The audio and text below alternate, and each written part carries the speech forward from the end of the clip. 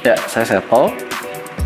Saya seorang antropologis yang mengajar di Departemen Antropologi, Fakultas Ilmu Sosial dan Ilmu Politik Universitas Padjadjaran. Halo, nama saya Sandi. Biasa dipanggil Acong kalau sama teman-teman. Cuman ya nama saya Sandi sih. Sandi Yuda. Kegiatan saya sehari-hari, saya punya tempat kecil, tempat makan, sama ada tempat los buah-buahan.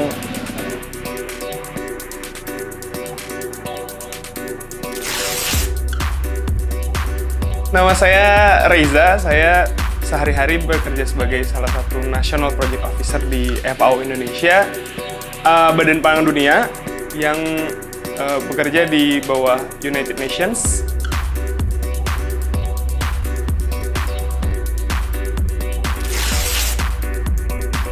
Ya, kenalkan nama saya Arifin Darman. Sehari-hari bekerja profesional sebagai desainer produk.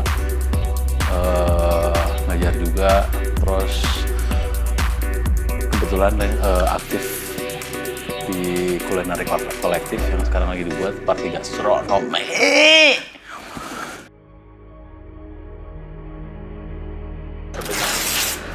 Pargas itu adalah party gastronomi. Ya kan ya? Sekelompok orang yang punya passion yang sama. Kumpulan orang-orang yang suka party. Jadi partinya pasti gastronomi. Jadi makan-makan kerjaannya gitu ya. 4 orang ini punya background yang beda-beda dan bisa melihat makanan dari banyak perspektif. Kita ingin melihatkan kepada orang-orang di luar Bandung bahwa Bandung pun punya penggiat gitu. Kebetulan kita ada 4 output yang sekarang kita lagi kerjain. Ada Party Lab namanya, yang kedua ada Open Table, masak akhir pekan, kemudian telusur rasa yang sebagai bagian dari usaha kita mendokumentasikan kuliner Indonesia. Ya seru sih gitu, ngebahas tentang makanan. Terus seru bukan ngebahas sih, lebih ke, kalau saya pribadi lebih ke belajar tentang makanan gitu dengan party gastronomi.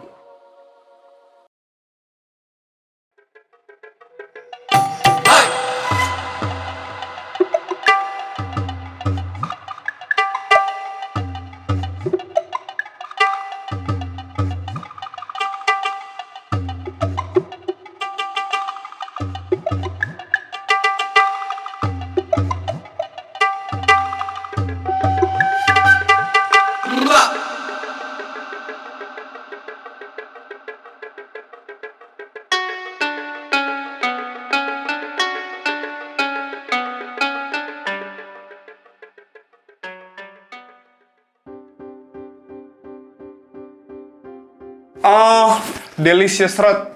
Sebenarnya ini sesuatu yang menempel sudah cukup lama gitu. Delicious itu enak, rot itu rotten gitu, jadi busuk yang enak. Kita akan bercerita tentang fermentation food yang yang buat orang Indonesia itu tuh udah nggak aneh lagi gitu. Jadi dari 8 kota itu semuanya mereka punya fermentation foodnya masing-masing. Nggak, sebenarnya itu kita sebenarnya terinspirasi juga oleh Michael Pollan gitu ketika dia ngomongin fermented food. Tapi basicnya kenapa kita angkat Delicious Road dalam tahun ini, dalam isu tahun ini adalah sebetulnya di Indonesia ini kebudayaan makan itu di banyak tempat memiliki banyak perbedaan satu sama lain.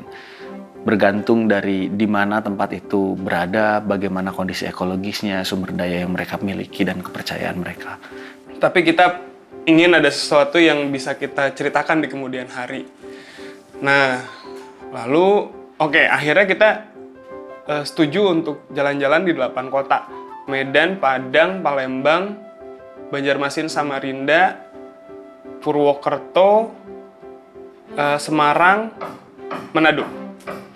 Nah, dari 8 kota tersebut, yang paling bisa menjadi benang merah adalah produk-produk fermentasi menurut anggapan kami. Jadi fermentasi itu kalau yang saya pelajarin kayak apa yang ngerubah bentuk atau fungsi dari makanan pakai mikroorganisme kan. Kayak pakai ragi, pakai bakteri, pakai jamur gitu loh. Jadi buat saya pribadi untuk belajar tentang fermentasi yang ada di Indonesia ini ya menarik banget gitu. Maksudnya kayak orang zaman dulu sebenarnya mereka nggak ngerti-ngerti banget kali ya sama bakteri dan lain-lain mikroorganisme, tapi kebayang nggak sih tiba-tiba ada tempoyak gitu, ada dadiah yang mirip yogurt gitu loh. Jadi maksudnya kayak ya kita punya sejarah yang besar gitu yang menarik gitu. Jadi kayak ya kenapa kita nggak belajar tentang fermentasi yang ada di Indonesia gitu sebenarnya mah. Seru kan? Kalau kita ngomongin fermentasi itu kan sebenarnya ingredients yang dibusukkan tapi dia edible atau masih bisa dimakan dan itu enak gitu. Nah, Delicious Road itu ngomongin itu gitu. Jadi dari 8 kota itu mereka punya fermentation foodnya masing-masing. Kami ingin mencari angle lain dari makanan fermentasi itu adalah bagaimana masyarakat mengembangkan pengetahuan tentang pengawetan makanan dan bagaimana makanan fermentasi itu dikonsumsi, dimasak, didistribusikan oleh masyarakat di setiap daerah yang kita kunjungi.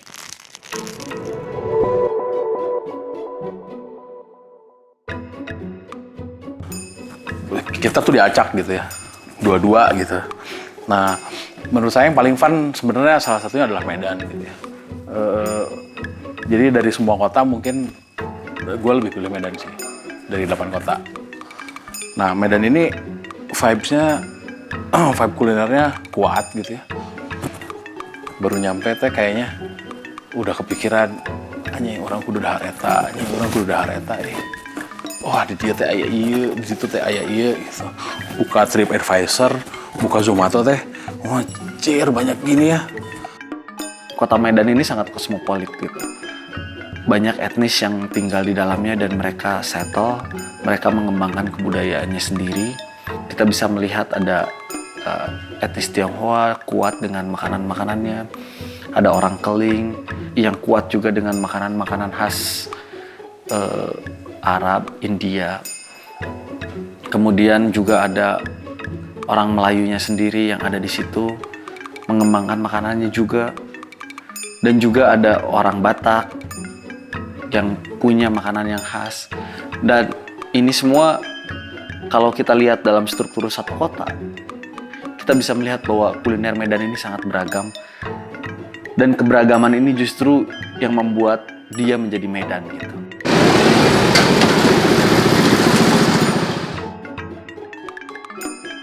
Ya, jadi kita kali ini mau belajar, untuk kedua kalinya kita datang ke sini, kita mau belajar gimana caranya bikin tauco Medan yang baik.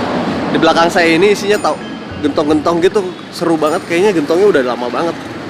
Mungkin sama seperti tauco yang di Cianjur ya. Dan saya penasaran banget gimana caranya bikin tauco Medan bisa enak gitu. Aku akan coba lagi, kemarin sih nggak boleh, semoga sekarang boleh ya.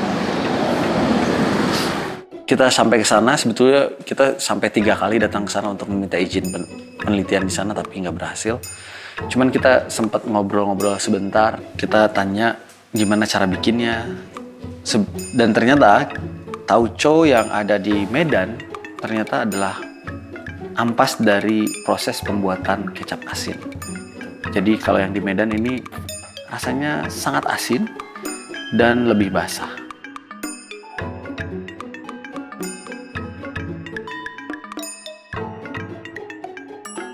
Medan tuh kita bikin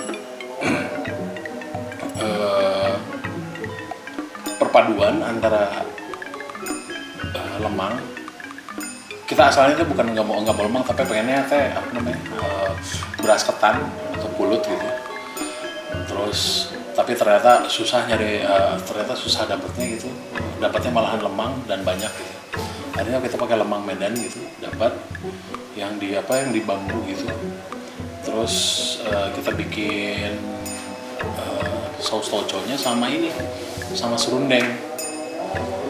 Jadi kebayang nggak lemang dia dipadukan dengan serundeng sama si tauco itu. Nah, sama nori ya. Waktu itu kita ada kondimennya, satu lagi nori itu buat ngejepitnya. Kita sih nyebutnya kita nggak namain itu gitu, itu apa, pokoknya ini komoditinya base-nya ada tauconya, ada ini.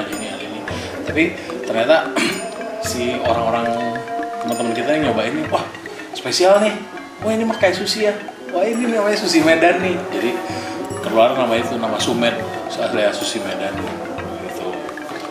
Nah kalau cerita Medan itu.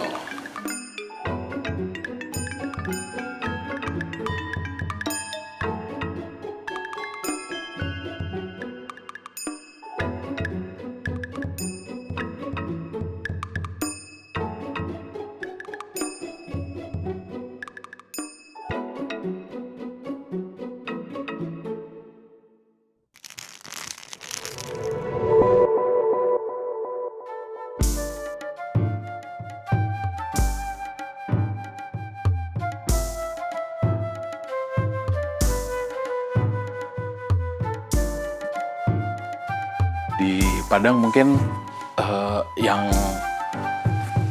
unik adalah di Padang itu nggak ada yang namanya restoran Padang dan rumah makan Padang. Dan tuh gitu. Ketika datang ke Padang tuh rasa Islamnya berasa banget itu. Makanannya relatif homogen oleh kebudayaan Minang yang sangat kuat gitu. Makanannya ya terasa sekali rempah-rempah yang mereka gunakan, santan, kemudian daging. Hampir mayoritas makanan mereka proteinnya banyak gitu. Kalau ngomongin ingredients, kayaknya buat herb spice Padang yang ada di Bandung dan Jakarta mungkin dia lebih si kekuatannya mungkin lebih lower daripada yang aslinya ada di Padang gitu. Kalau Minang itu seleranya pedas sudah pasti. Ya, sudah pasti pedas. Enaknya, konsep enaknya orang Minang itu ya memang lama gitu. Nah, lama gitu. Udah ada dalam petata petitihnya. Ya kan? Apa petata petitihnya? Mato, condong kanan ranca, salero, condong kanan lama. Jadi iya, jadi orang Minang tuh memang kalau makan tuh lama, enak gitu. Ketika kami ke Padang, kami mencoba menghadirkan dadiah fermentasi susu kerbau di Padang. Yang sebetulnya itu adalah makanan fermentasi khas Minangkabau. Tapi menariknya adalah orang Padang juga udah jarang mengkonsumsi itu. Kayak dadiah itu tadi dia lebih banyak dicari oleh kaum bapak-bapak gitu. Karena itu berkaitan dengan stamina katanya, kepercayaannya begitu. Jadi mungkin agak-agak lemah dikit nyari makan ampiang dadiah gitu.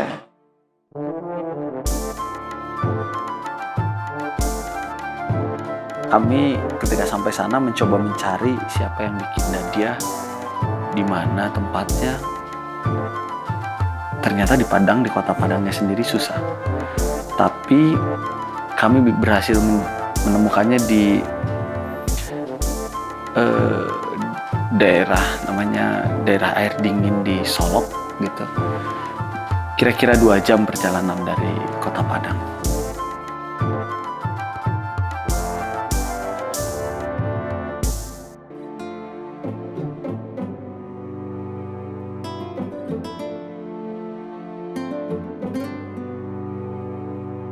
Jadi susu kerbau ini diambil setiap pagi dan lalu kita masukkan ke dalam bambu, dan bambu itu tidak ada tambah-tambahan bahan-bahan pengawet, nggak ada, dan langsung dia ambil dari perakan dan lalu kita saring, lalu kita masukkan ke dalam bambu, kita tunggu selama 2 hari atau 3 hari udah memiku jadi dadiah, dan itu tidak ada yang namanya itu berair atau gimana, udah biku seperti ragar-ragar kan. Itulah untuk masalah dadiah. Di Padang itu kita memadukan beberapa komoditi makanan khas Padang gitu ya. Satunya ada dia, satu lagi keripik singkong itu. Nah, keripik singkong itu di pasar di Padang tuh banyak banget dan rasanya enak banget. Kita padukan sama itu sama saus salsa. Oh itu. Dan jadi surprise banget sih sebenarnya si jadinya si makanan itu jadi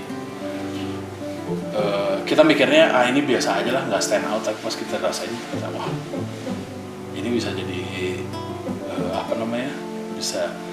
bisa jadi satu makanan khas baru nih gitu. Kalau misalnya di Padang, kalau misalnya kita diperdalam gitu.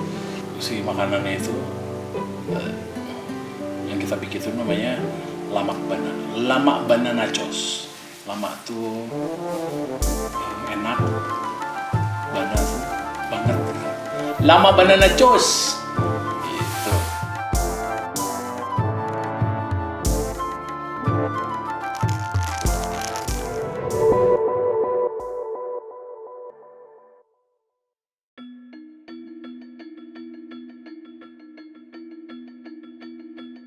Banjarmasin teh karena dia kota dengan 1000 sungai, kota dengan 1000 sungai. Jadi kemana-mana tuh panggil, salah. Kemana-mana itu ketemu sungai. Lagi jalan ketemu sungai. Belok dikit nyebrang sungai. Maju lagi ada sungai lagi. Karena disebut kota 1000 sungai itulah mungkin sebenarnya kenapa komoditi utama makanannya atau kulinernya asalnya dari situ gitu. Tapi yang menarik dari Banjarmasin adalah kekayaan hasil sungai yang melimpah. Banyak jenis ikan-ikan air tawar yang nggak bisa kita temukan yang sulit kita temukan di kota-kota lain. Gitu.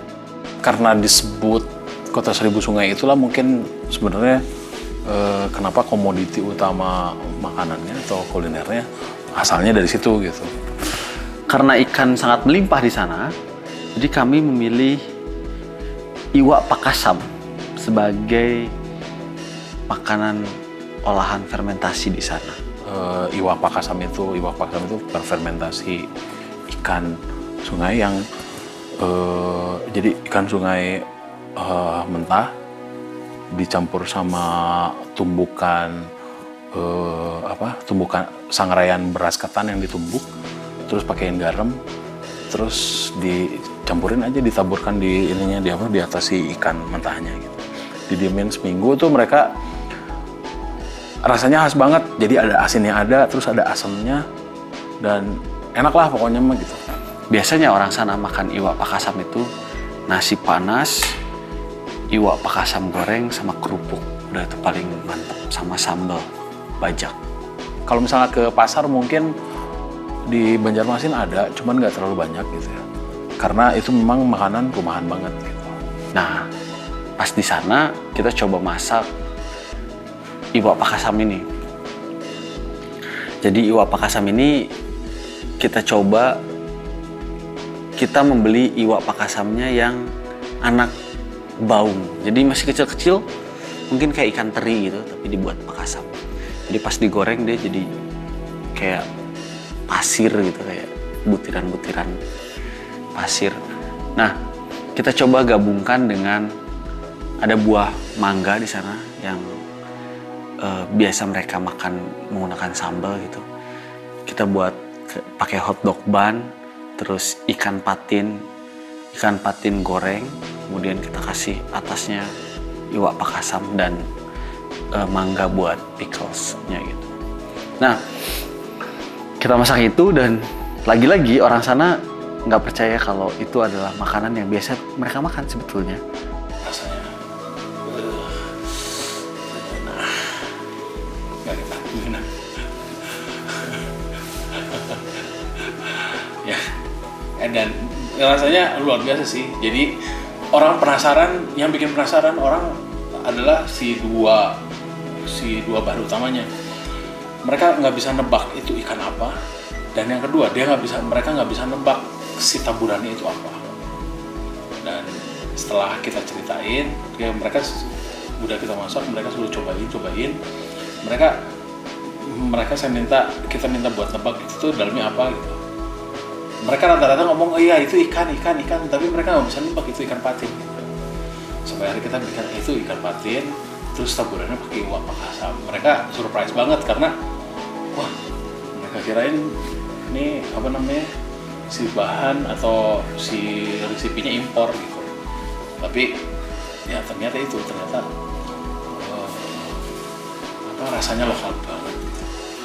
Ingredientsnya lokal.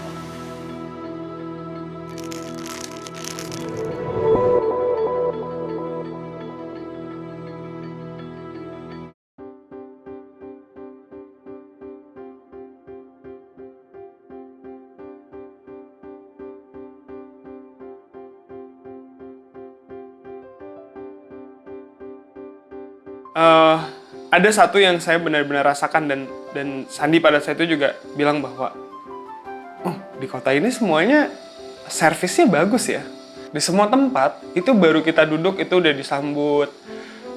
Well, mungkin itu juga terjadi, itu memang sebuah core product ya. Maksudnya itu semua tempat makan harusnya kayak gitu. Cuman kita merasakan hal lebih aja di Palembang.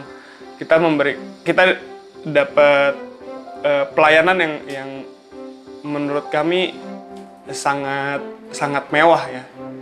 Cuman buat saya apa ya mungkin gitu karena ini kembali ke beberapa abad yang lalu bahwa daerah Palembang merupakan daerah sebuah kerajaan yang ternama gitu. Mungkin orang-orang di Palembang memang sudah biasa untuk hidup dengan standar menak gitu. Makanan di Palembang itu merupakan warisan dari sebuah kerajaan yang memang beken aja ya. Karena mungkin umumnya ketika ada kerajaan besar, banyak perdagangan di situ, banyak pertukaran di situ. Contohnya misalnya martabak yang tadinya mungkin itu hasil dari pertukaran saudara-saudara kita yang dari Gujarat, terus udah gitu. Atau bukan Gujarat, mungkin dari Asia Selatan, akhirnya bisa ada di Palembang saat ini. Terus pempek. Oke, kalau ngomongin pempek, kayak pempek itu ada macam-macam, ada adaan, ada palselam, ada pempek kulit gitu loh. Yang mau saya angkat sebenarnya kayak kenapa menarik, mereka itu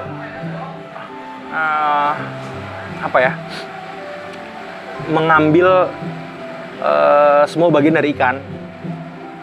Kulitnya ikan dijadiin pempek kulit. Terus kayak daging bagian perut dibagiin buat pempek yang lain. Maksudnya kayak yang nggak ada yang terbuang gitu. Dan asalnya kenapa ada pempek kan sebenarnya karena mereka ngerasa ikan belida itu banyak tulangnya. Terus kayak anjir makan tulang susah gitu. Akhirnya mereka bikin pempek. Maksudnya kayak buat saya itu aja kayak dalam banget gitu. Ketika kita sampai di Pasar Kuto, di mana itu adalah tempat pertama kita berinteraksi kembali dengan tempoyak yang OG, daging durian yang dipisahkan dengan bijinya dan didiamkan kurang lebih 3-4 hari atau seminggu sebelum digunakan menjadi bahan baku makanan. Yang nggak kebayang sih gue mah kayak tiba-tiba ada durian. Nggak tahu kayak durian di sana banyak banget, terus anjing kebanyakan, bosen gue makan matang, kayak ya udahlah gue simpan aja. Terus kayak mungkin kalau disimpan biasa, kalau zaman dulu purba kali ya, pas coba anjing basi, ternyata kayak oh coba kasih garam, ternyata pas jadi garam enak, pas cobain enak dibikin jadi sambal ternyata enak.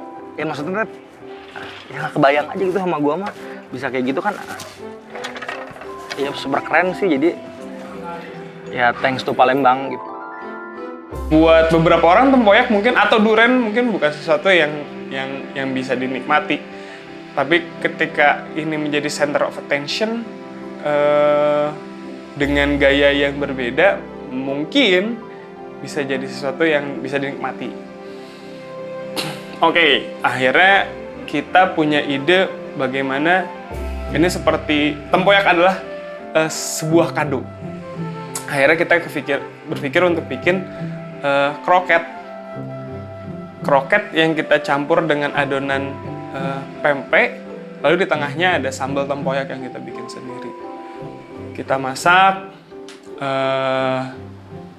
luarnya crispy, dalamnya moist, dan tara, ada hadiah di tengah-tengah kroket tersebut, yaitu sambal tempoyak.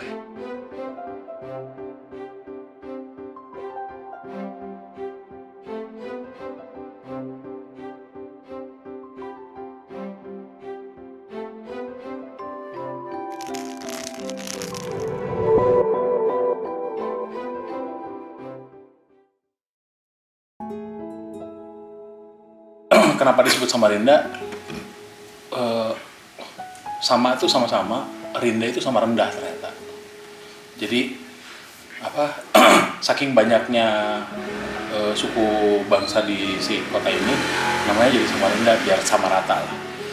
Bugis ada, suku Banjar yang dominan ada, Jawa juga, Sunda juga gitu ya.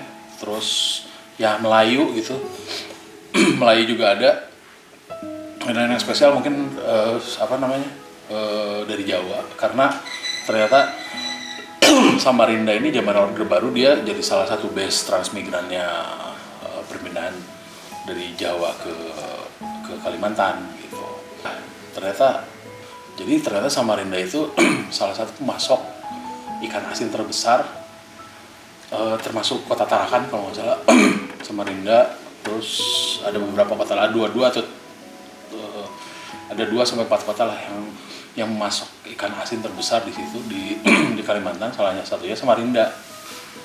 Dan pas dilihat ternyata memang tumpukan banyak banget yang namanya ikan asin. Nah, disitulah kita tanya, ternyata yang paling khas di situ tuh ikan jambrong. Ikan asin jambreng gitu. Jadi ikannya sih dia nyebutnya ikan jambrong, tapi pas dilihat ikannya mungkin ikan teuing ya, ikan teuing teh jadi orang gak apal gitu lautan naon. Ikan teuing jadi mereka nyebutnya ikan jambrong. Jadi kalau lihat fisiknya teh mungkin ikannya cukup besar gitu ya, ukuran medium. Terus kayaknya dikeringin dulu, diasinin dulu, terus iris tipis-tipis. Nah, itu sih yang membuat kita kagum, soalnya di belahnya tuh membujur gitu. Jadi dari ujung dari ujung buntutnya sampai ke kepalanya dipotong tipis-tipis gitu. Akhirnya kita memutuskan bahwa itulah si komoditinya, dan komoditi tambahannya ada waktu itu kita nemuin pulut nasi itu nasi ketan yang biasanya kalau di Samarinda biasa bisa dimakan manis sama dimakan asin pakai serunding gitu. Terus kondimennya kita dapat inspirasi dari sambal, namanya sambal gami di Samarinda. Sambal gami itu campuran dari standar lah, tapi mereka masak sambalnya itu spesial karena si bahan-bahannya mereka chop kasar gitu, terus besar-besar bentuknya. Si bawangnya cuma dibelah 3, bawang putihnya cuma dibelah 2, terus cabenya besar-besar, tomatnya masih dibikin besar-besar, ada ada sedikit terasi di sana, ada minyaknya, tapi rasanya luar biasa gitu. Terus nah akhirnya kita padukan itu, jadi kita nyebutnya apa ya waktu itu ya? Ikan jambrong apa ya? Sticky rice. Oh, ikan jambrong sticky rice.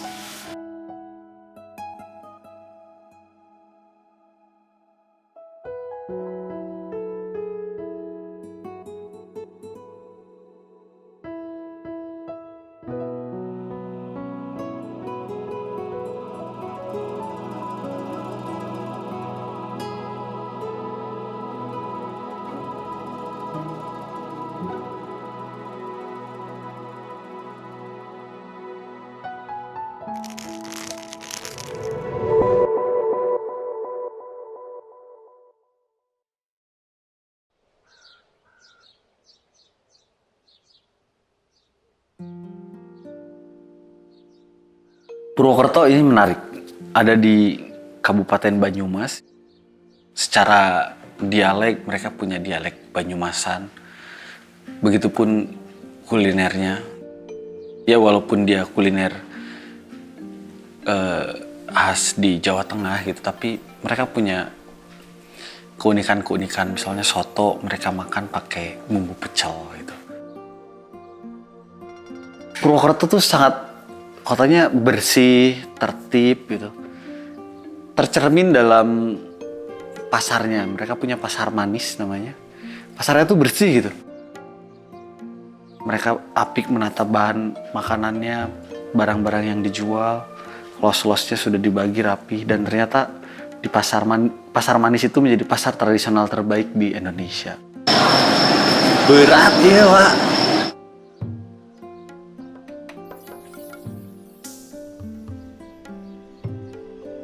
Di Purwokerto kita milih tempe mendoan buat makanan fermentasi yang akan kita ulas itu. Nah, tempe mendoan ini kenapa kita angkat? Karena di Purwokerto kita bisa menemukan banyak tempe mendoan di mana-mana. Bahkan jadi oleh-oleh khas dari Purwokerto. Nah, di sana ada satu desa, namanya Desa Pliken. Jadi kemarin itu kita pergi ke Desa Pliken. Satu desa itu isinya pengrajin, banyak sekali pengrajin tempe di sana. Nah, saya kan disuruh oleh Pak Kades untuk mendata dari si A berapa kilo sampai Z. Itu jadi semuanya 568. Kita kumpulkan, kita jumlah itu satu hari itu 13 ton. Padahal untuk 1 ton kedelai itu bisa menjadi 1,7 tempe.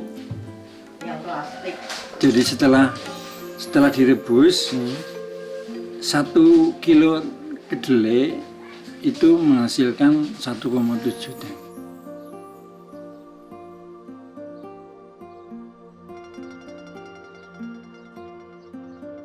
Kita dapat tempe bikin sendiri gitu guys.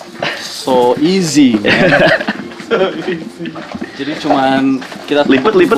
Kita tumpuk-tumpuk kertas, kasih kedelai, lipat jadi. Lagi di mana? Lagi di tempe mendoan, apa ini? Tempe dan keripik mendoan. Itu. Echa 21 man. Temennya si Givi. Di mana, Mas?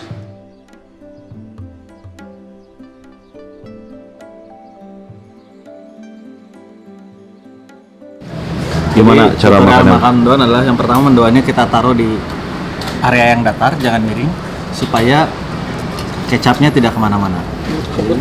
Nah, ini adalah kecap sambal kecap Echo 21. Ya. Buatan sendiri Buatan apa? homemade dari kita. Nah, setelah ditabur kecap, taburin Purulux. Purulux. Purulux ini namanya Purulux mendoins, lalu dilipat dan di Kita mengolah tempe. Kemarin di sana kita tempe mendoan itu biasanya orang digoreng tepung langsung dimakan. Nah, kemarin kita coba mengolah tempe itu dengan membuat roll. Sebetulnya bahan-bahannya adalah pecel sayur gitu. Pecel sayur kita kasih tambahin tempe, kemudian kita bungkus seperti Vietnam roll gitu pakai pepper rice. Dikasih taburan peanut sauce kayak bumbu pecel gitu. Dan itu menarik juga gitu ketika orang, wah iya ya ini ya tempe kok kayak gini ya gitu. Ya lagi-lagi kita mencoba memberikan warna baru pada kuliner dan bahan pangan yang ada di sekitar tempat orang-orang itu berada gitu.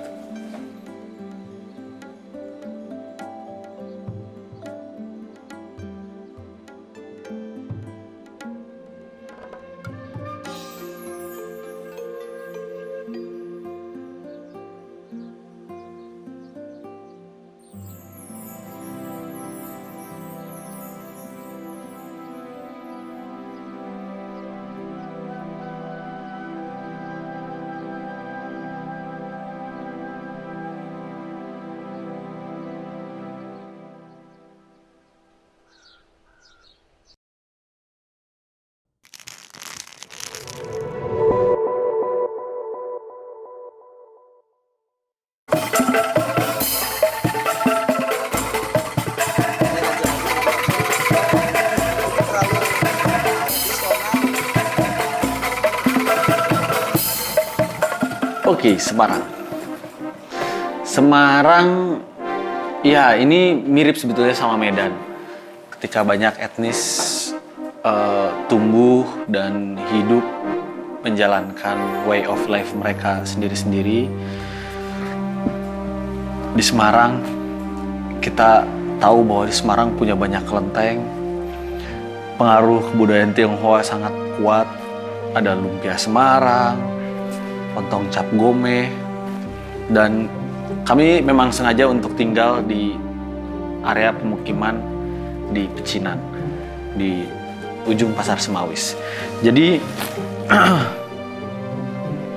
di sana kita eksplor banyak sekali makanan-makanan khas Semarang. Terus kita juga ngelihat gimana kemudian pasar di Pecinan gitu.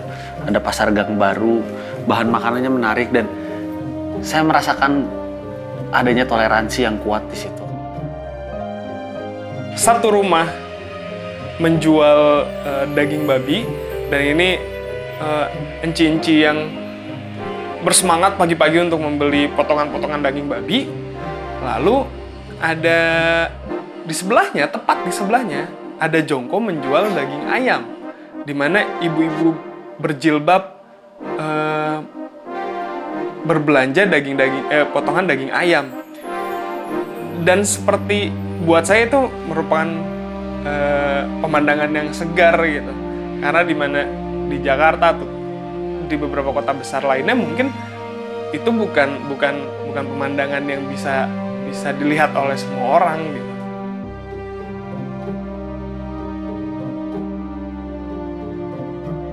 Yang paling tidak kita butuhkan itu sawi mentah, rasanya itu pahit, namanya orang mengatakan sawi pahit. Itu harus kita cuci dulu, jadi air bersih tak. Terus kita siapkan air kelapa dan garam. Namanya fermentasi dah kalau begini. Ya kita tuangkan di situ pakai dengan air kelapa sekitar 4 hari 5 hari jadi. Tapi harus dibolak-balik setiap harinya. Nah, kenapa kami ambil sawi asin untuk Semarang? Karena sejauh ini sawi asin itu hanya dikonsumsi oleh kebanyakan masyarakat Tionghoa di Semarang. Kemudian untuk makanan-makanan yang banyak hubungannya sama daging babi. Tapi di Semarang kami masak sawi asin digabungkan dengan rebung dan juga udang. Jadi kita coba mix makanan ini menjadi seperti apa ya? Jadi saya pakai kulit kebab gitu sebagai representasi kebudayaan Arab yang ada di sana, karena kita bisa menemukan di sana ada kampung Bustaman, pemukiman Islam di samping pemukiman Pecinan di area Gang Semawis, Jalan Semawis dan daerah Gang Baru. Nah, kita ambil kulit kebab sebagai representasi itu, kemudian sawi asin sebagai representasi Tionghoa, kita gabungkan dalam bahan-bahan makanan yang kita temukan di pasar Gang Baru. Oh ya, satu lagi kita menggunakan mozzarella yang kita impor dari Jogja sebetulnya. Jadi ada artisan namanya Mazaraat Cheese dari Jogja.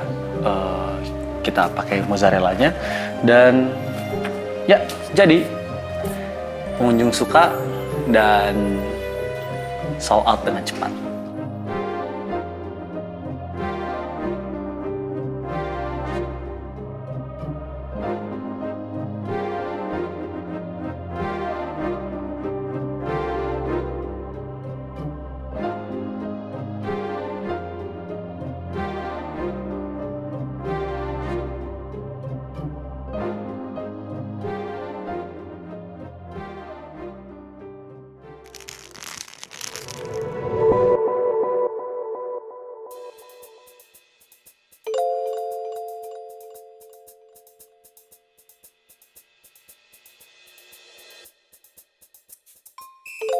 Kita dikejutkan bahwa ternyata kita di tempat yang berbeda ya. Maksudnya kita di sebuah tempat yang atau kota yang sangat jauh berbeda dengan tempat-tempat yang familiar gitu dengan kita. Well, ya of course, karena Manado juga belum pernah ada yang ke Manado di antara kita. Kemarin sebelum kita mulai belanja, mulai siap-siap, itu kita sempat main ke beberapa daerah. Itu ada Tondano dan Tomohon. Tondano ya sangat luar biasa, itu danau, daerah tinggi, udaranya enak banget. Lalu kita ke Pasar Tomohon. Ini katanya orang Manado itu makan semua yang berkaki 4 kecuali meja, makan semua yang terbang kecuali pesawat terbang. Itu katanya. Saya coba untuk lihat dari perspektif lain gitu. Maksudnya kan kayak semua daerah punya budayanya masing-masing. Jadi saya coba untuk menghargai apa yang mereka lakukan di sana gitu. Dan ya Manado tuh nggak cuma Tomohon, ada Minahasa, ada kota Manadonya gitu. Jadi pas saya kesana kemarin kayak, ya sebelumnya saya nggak pernah kesana sih. Ya kaget aja gitu dengan apa yang mereka punya gitu. Mereka itu sebenarnya ya dari makanan kayak kalau palet rasa sih mereka juga suka pedas. Itu yang pertama. Kedua, ya gurih tuh mereka juga kayaknya banyak makanan yang saya dapetin tuh gurih juga. Terus ketiga ya apa ya, visi sih sebenarnya, karena banyak banget menu yang pakai cakalang, yang pakai roa gitu.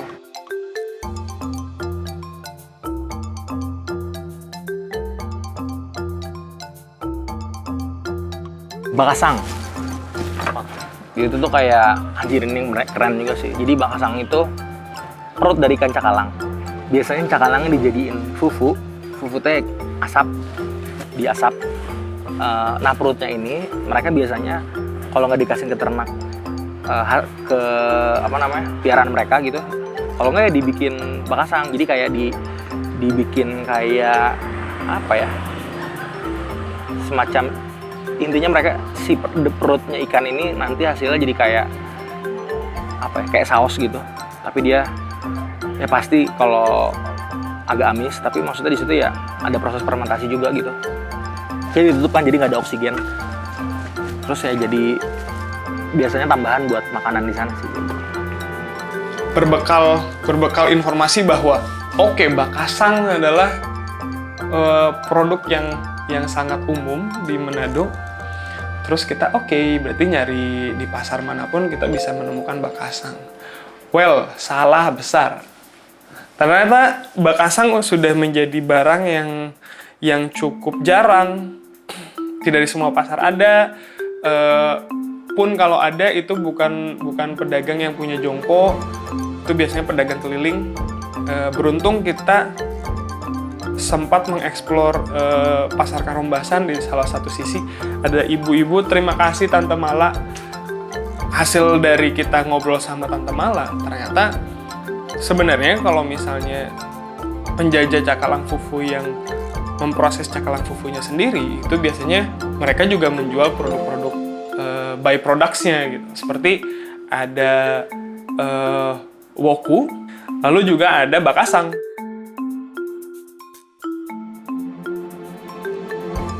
Konsep dasarnya tuh pengen kayak gabungin asinan dari Jakarta sama tahu gejrot dari Cirebon sama cuka gohu dari Manado. Kita campur, akhirnya kita bikin rucuk kasa, rujak cuka bakasang. Ada rasa fermentasinya, aroma yang kuat, asem, pedas juga, ada manisnya. Jadi ini harapan kami bisa menggambarkan Manado dalam satu piring sih. Manado yang vibrant, Manado yang berpesta dalam rasa, Manado yang fun, kita coba masukkan, kita coba interpretasikan dalam percukasan.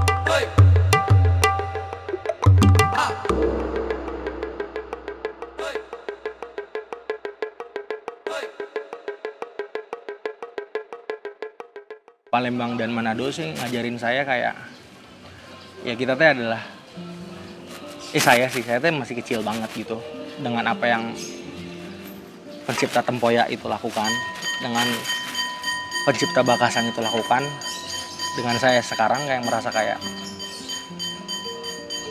ya hidupnya proses belajar sih. Jadi makin kesini saya makin ngerasa kecil, makin ngerasa ya sensitif gitu. Karena ketika saya datang ke dua daerah itu kayak masih banyak yang harus kita pelajarin gitu, masih banyak yang harus kita lestarikan, masih banyak yang harus saya gali lagi gitu dari diri saya sendiri gitu. Maksudnya kayak melihatnya dari itu, dari Palembang, dari Manado, tapi kayak gue makin ngerasa kecil aja gitu, kayak makin ngerasa dengan apa yang gue lakukan di Party Gastronomi, di Gang Nikmat, di Los Tropis, kayak bukan jadinya kayak ambisi untuk tidak pernah puas ya, tapi lebih kayak gue tuh belum ada apa-apanya gitu. Gue pribadi kayak gue masak tuh harus lebih rajin gitu. Karena kita membawa cerita tidak hanya datang dan masak, ini menjadi buat saya area baru yang sangat luas untuk dipelajari. Karena ternyata fermentasi sendiri. Karena Delicious Road membawa saya kepada fokus fermentasi kepada fermentation product. Dan ternyata ya seperti hal kebanyakan lainnya ya di Indonesia, bahwa kita sangat-sangat kaya dengan cerita gitu, sangat-sangat kaya dengan ragam. Jadi Delicious Road membawa saya juga ke area yang sebelumnya tidak terlalu saya pelajari gitu. So, thank you Delicious Road.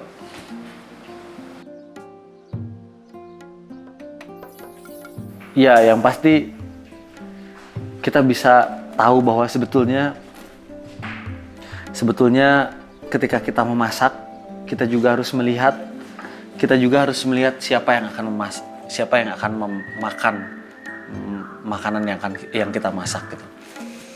Kayak ketika kita di Medan, ternyata makanan yang asinnya kuat dan rasanya pedas itu penting gitu.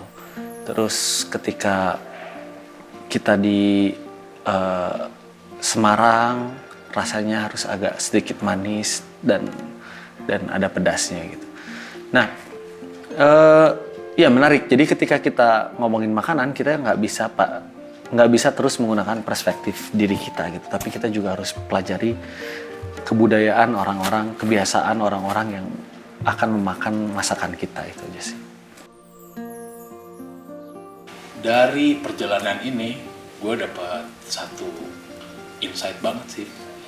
Jadi si perjalanan ini teh merubah paradigma gitu. Kalau lu akan mendapatkan, kalau saya mikirnya Indonesia mah ya gitu-gitu aja lagi gitu kan. Gue harus nyari yang keluar gitu ya, nyari inspirasi teh keluar gitu. Nyari makanan teh kayaknya harus ke Bangkok gitu kan, harus ke Thailand, harus ke Chiang Mai, harus ke sini. Lu pengen dapat pengen dapat experience lidah lu sama makanan lautnya, kayaknya Jepang tuh udah nomor 1 gitu. Ternyata enggak ya. Menurut gua lu harus explore Indonesia dulu gitu. Nah ini tuh terbuka banget dengan perjalanan setelah 8 kota ini. Ternyata wah anjir, ternyata ya klisenya sih ternyata Indonesia kaya tuh bener di sini.